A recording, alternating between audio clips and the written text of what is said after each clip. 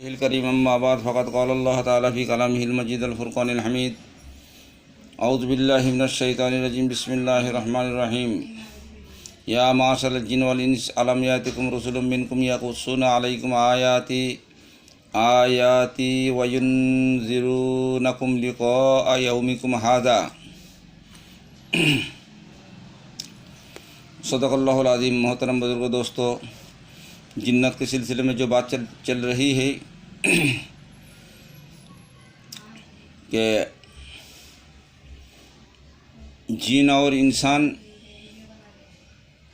کیا تمہارے پاس تمہیں میں سے پیغمبر نہیں آئے جو میری آیت تم کو پڑھ کر سنائے اور اس دن کی ملاقات سے تم کو ڈراتے رہے؟ اور دوسری جگہ انما یرید الشیطان ان یوقع بینکم العداوۃ والبغضاء فی الخمر والمیسر ویصدکم عن ذکر اللہ وعن الصلاۃ فہل انتم منتہون۔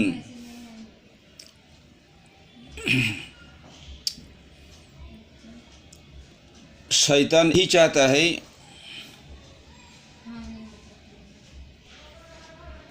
شراب اور جوئے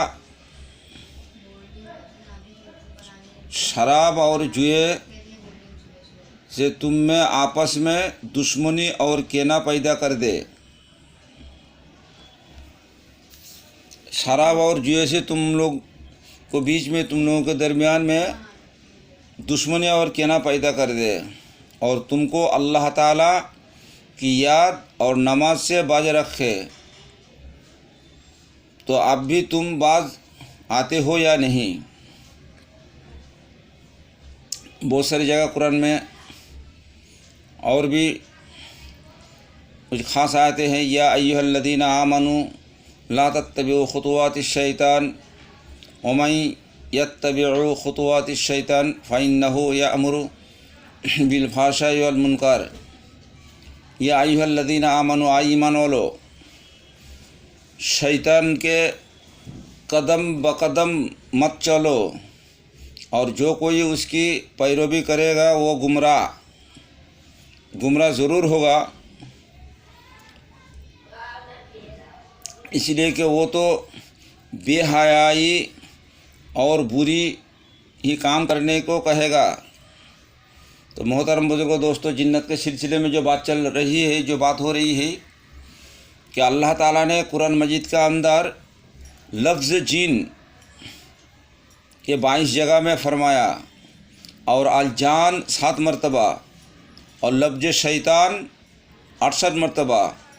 اور شیاطین 17 مرتبہ، جس سے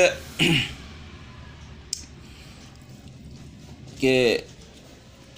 جنات اور شیطان کے بارے میں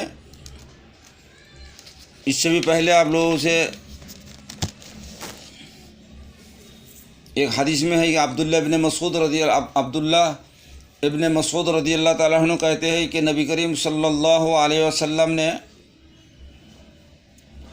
ایک رات کو ہم سے نبی کریم صلی اللہ علیہ وسلم اچانک غائب ہو گئے، چنانچہ ہم انہیں وادیوں میں، گھاٹیوں میں تلاش کرنے لگے، اور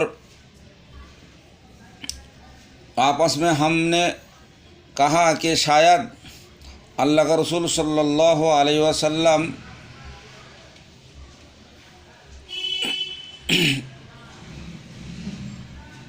شاید آپ کو اغوا کر لیا گیا یا کسی نے قتل کر دیا گیا۔ ہمارے وہ رات انتہائی پریشانی کے عالم میں گزری۔ صبح ہوئی تو ہم نے آپ صلی اللہ علیہ وسلم کو غار حرا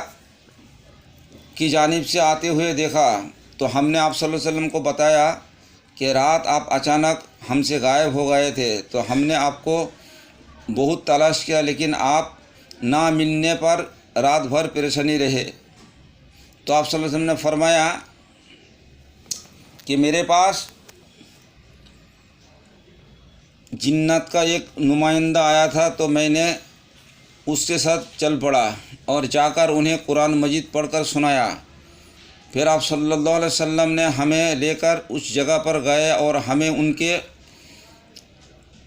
مقامات، ہمیں ان کے نشانات اور ان کے آتش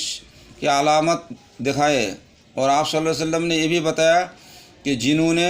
آپ صلی اللہ علیہ وسلم سے کچھ مانگا تو آپ صلی اللہ علیہ وسلم نے فرمایا کہ ہر ایسی ہڈی جو تمہارے غذا ہے، جس پر تم بسم اللہ کو پڑھا گیا ہو، اور ہر وہ گوبر جو تمہارے جانوروں کا کھانا ہے۔